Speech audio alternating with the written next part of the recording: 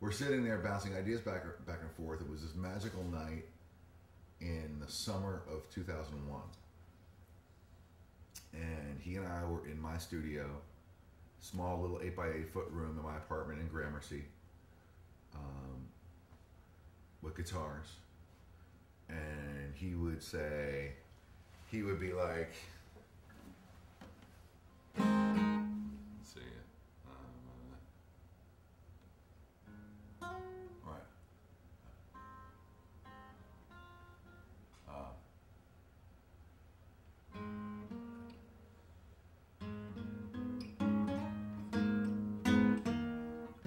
Which is Lather by the Jefferson Airplane. Yeah, he told me that. That's Grace Slick's first line. Lather was 20 years old today. It's like the flip side of the 45 of White Rabbit or Somebody to Love. Yeah, right. Yeah, who flips those over? If we weren't on camera, I'd give you a high five. So, I was like, dude, that's Lather. And we just cracked up, and it's just been a running joke ever since. We cracked up, and then we were just back and forth, and then Craig went like...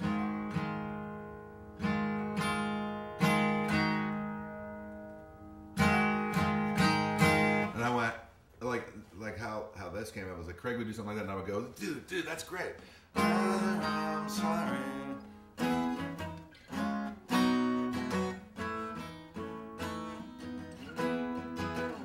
And these chord changes were Craig's idea, I think. This doesn't sound like my idea. But the melody...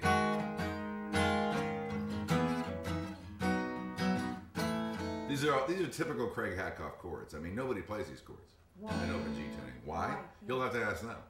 So why do you think that nobody plays those chords? It's not why nobody plays those chords. It's that Craig. It's really sort of a nod to Craig's creativity. So Craig is like a piano player, plays melodic content with chords. Billy Joel, Elton John, Bill Payne, whatever. Craig, he'll hear this melodic movement, and then he'll just go and find it, because he loves the open G stuff. He loves that drone. That's Celtic. That's Stonesy. Keith Richards hung out with Ry Cooder in the 60s. And Ry Cooder was real into that, and that's where they got it from. And then all of the Stones stuff, by the way. I mean, you name it, except for maybe Wild Horses and a couple other things. It's all open G, all their hits.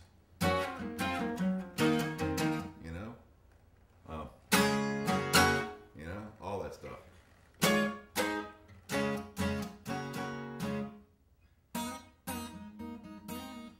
Like they made it their own, he made it his own.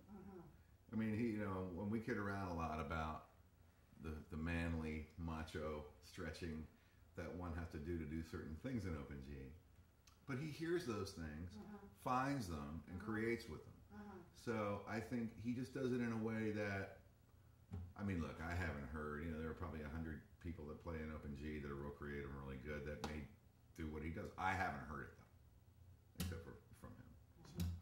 So there definitely was a style there. And yeah, Craig has a style. He definitely has a style. Right. Yes, he does. Right. So, okay, take a song, for example, like And Yet It Moves. That is, to me, a really, really good song. Very melodic song. Yeah. First of all, to use the word epicy morve in a rock song. That's all Craig. Yeah. That's all his thing. And when you were working on these with him and helping arrange it, bringing Joe in and orchestrating it and so forth, were there any you didn't like?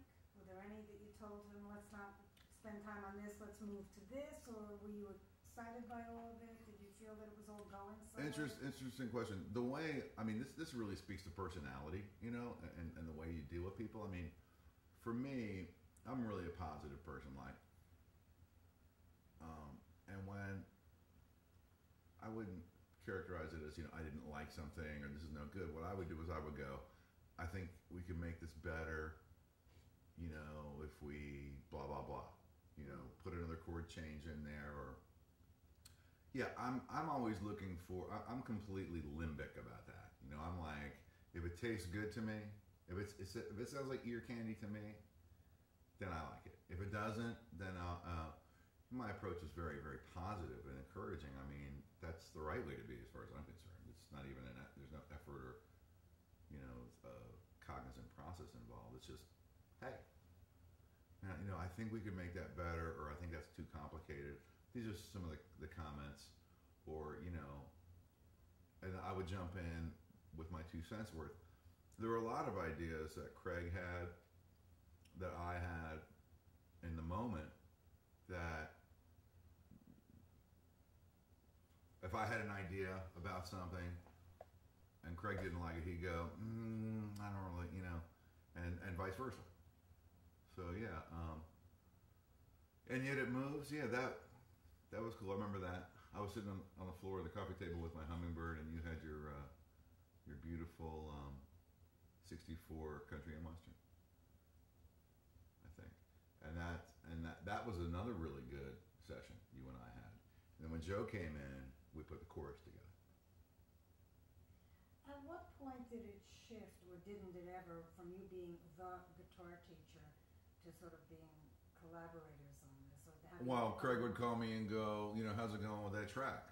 Instead of, can I come over and, you know, play guitar? I mean, you know, we that just was an organic segue into developing the songs and recording them.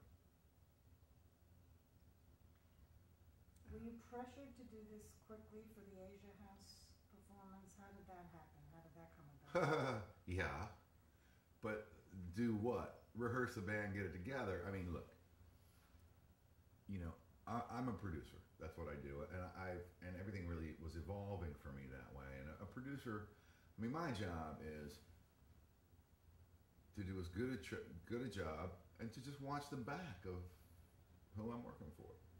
I mean, I watch people's backs, and you know, we did 2 rehearsals for that. I used the best musicians on the planet, you know, friends of mine that I work with, you know, my peers that I work with all the time. That was quick. We had 1 rehearsal with the singers, Craig and me and the singers, and 2 rehearsals with the band. You know, that was it. How did you make the decision of which songs to do? Oh, Craig and I put on, what was it, 8-ounce gloves? And we duked it out with the, you know, octagon rules. We discussed it, you know, and Jane Rosenthal had quite a bit of input too. I mean, you know, Jane, she's incredibly talented. She's got experience with this stuff too. You know, they have the We Will Rock You show, and you know, Jane really knows her stuff. So, you know, Craig's really smart. He listens to his wife. Save the World is a song that I always was very struck by because it sounded to me like it could be a hit and very timely. I heard you thought that. No, I really did. And lyric-wise, very timely, obviously. Do you remember how that came about and how that happened and how it was written and brought to you or what? Yeah, Craig had another greasy-ass open G lick. Another filthy, black, bluesy, Celtic, you know, that's...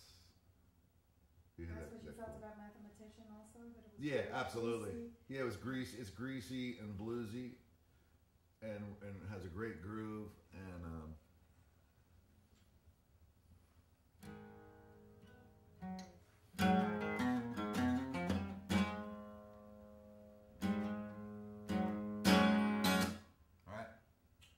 made me change that riff to the longer one after we recorded it. And I said, oh man, it's not going to make that much of a difference. And Craig really, really wanted it. And I wasn't religiously opposed, I wasn't artistically opposed to it. I liked it. So I said, cool, okay. There was only one thing that I was artistically opposed to, that, hey, it's his project, you know? And I voiced my objections, and I was overruled, and that's fine. You know, and that was the guitar solo on Areopagitica. Which she just heard. Who just heard? That wah-wah solo I did was so good, two man. Guitar solos. That wah-wah solo was so tasty. It was like 6 notes. And then you wanted that.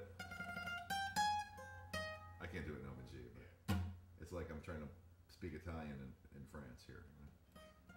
But yeah. Areopagitica, I mean, that to me is the idea of getting that word in the song also. It's like with Joe Lynn did the timing and the phrasing on that. Yeah, that yeah, that's all Joe. I mean, Joe's great. I mean, you know what it is? It's like you got 3 creative people who love the same thing about the music they love. Craig and Joe and I are all of like mind. Again, like I said, sometimes we would have a writing session and it would be hours, and afterwards, I mean, no beers or anything like that, but afterwards, we grab some guitars. I remember us doing like 5 Beatles songs singing, remember? With Joe Lynn Turner. I mean, Joe Lynn Turner, man, I mean, he can sing anything. He's great. He's fantastic. But Craig said that you used to say he could sing the phone book. Craig's pretty literate, you know? Craig is extremely literate. He's a very literate person, you know? But it doesn't hold him back from his getting in touch with his inner bluesy guy. So again, you know, that's like me, him, and Joe. We're all the same. I mean, we're all extremely literate people who can really let go and get really greasy with the music, and that's what it takes. You know, you can't be thinking about stuff. Do you remember imprimatur, as Craig refers to it, how that came about? Yes, I do. You tell me. Yes, I do. Craig told me the story of how Galileo had a work he wanted to publish, but it required a papal seal called the imprimatur. I'm pronouncing that right, aren't I? Imprimatur? I mean, I know how we sang it, but we sang it all 3 ways. We sang it all 3 ways. People, the Imprimatur. Anglicized version is Imprimatur. Imprimatur. Right. The correct Latin is imprimatur. Imprimatur. Okay. And we kind of played with that. Imprimatur, which is how we monked out at the end. Yeah. Okay, imprimatur. The imprimatur was the papal seal that was required on any published work at the time in that part of the world, and it was a wax, I think, seal or something. I don't. Anyway, and there was no way Galileo, with his blasphemous ideas about, you know, how the Earth wasn't the center of the universe, which contradicted the Bible, and how the planet's alignment and astronomy and the solar system, and he wanted to publish some things of that nature, I think, and no way the Pope was going to go for it, even though the Pope was supportive of him and liked him. There were just certain lines that he wouldn't allow him to cross, and so I think Galileo had a cousin working in the, who had access to the imprimatur, the seal. And this is how Craig explained it to me, give or take. And that somehow Galileo, I don't know how he convinced his cousin to borrow the seal, but he did, and he published it. He published his blasphemous work without papal permission, using the papal seal. It was a big scandal, I think. What did you think by the time you were sort of well into this and all these songs were coming together and you knew the story and the songs were there? How do you feel about Galileo? Well, I'm still not sure what Areopagitica means. It was explained to me, but I must have not taken my smart pills that day. I can barely pronounce it half the time, please. I'm glad I'm not the only one. But seriously, I mean, did you like Galileo? Did you think he was a rock star? Did you think he was a Totally. rogue? I mean, one thing, Craig explained things very well to me, and I retain things because I'm very interested in this stuff. And plus, I love a good story anyway. What Craig said to me was, Galileo was